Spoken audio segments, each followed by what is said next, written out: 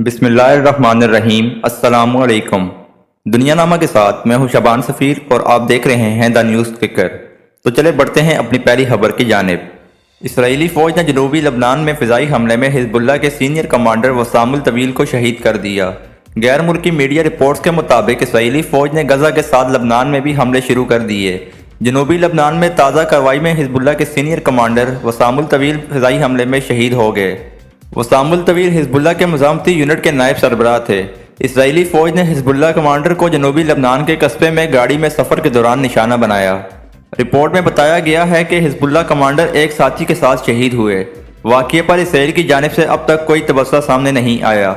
Hezbollah ने गुज़िश्ता रोज़ Israeli air base पर 62 rocket दागे थे। वाज़ेह रहे कि 7 अक्टूबर से अब तक इसराइली हमलों में हिजबुल्लाह के 130 से ज़्यादा जंगजू शहीद हुए हैं। अगली खबर शामिल करते हैं। अमेरिका और बरतानिया ने बांग्लादेश में मुतनाज़ इलेक्शन पर सवालात उठा दिए। अमरीकी महकमा खारजा ने कहा है कि बांग्लादेश के इंतखाबात ना शफाफ और ना ही गैर जानिबदार थे। अमेरिका ने दीगर मुबसरीन के साथ अपने तासुरात शेयर करते हुए कहा है कि अफसोस है कि बांग्लादेश के इंतखाबात में तमाम जमातों ने हिस्सा नहीं लिया। इसके अलावा बरतानिया ने भी कहा है कि बांग्लादेश में इलेक्शन आज़ादाना और मुनसिफाना इंतखाबात के मयार पर पूरा नहीं उतरे। इंतखाबात का बाइकाट करना जमहूरी नहीं है। वाज़ेह रहे कि शेख हसीना वाजिद की पार्टी ने अपोजिशन के बाइकाट के बाद पार्लिमानी इंतखाबात में 3/4 नशिस्तें हासिल की हैं।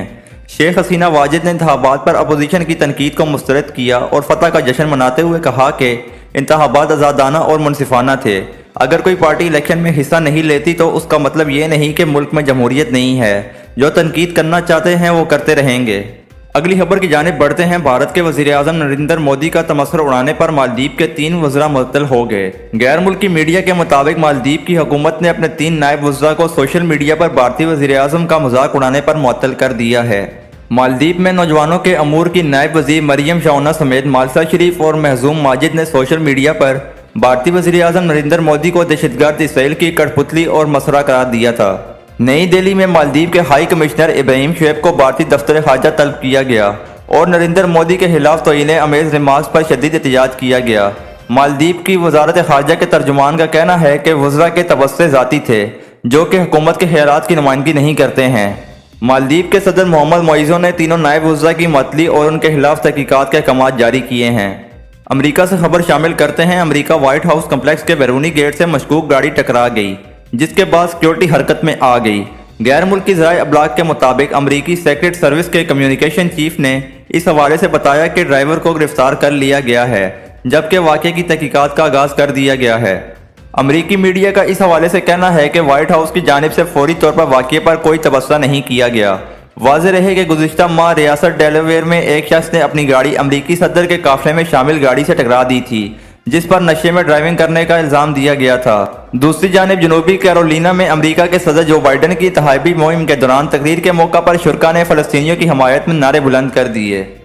अगली खबर शामिल करते हैं। फ़िलिपाइन और इंडोनेशिया में ज़िलज़िले के शदीद झटके महसूस किए गए हैं जिसके बायस लोगों में खौफ व हिरास फैल गया है। गैर मुल्की ज़राए अबलाग के मुताबिक फ़िलिपाइन के साहिल के करीब बैरल कायल में ज़िलज़िले के झटके महसूस किए गए। फ़िलिपाइन में ज़िलज़िले की शिद्दत 7 और इंडोनेशिया में 6.8 रिकॉर्ड की गई। अमरीकी जियोलॉजिकल सर्वे के मुताबिक ज़िलज़िले की गहराई 70 किलोमीटर थी।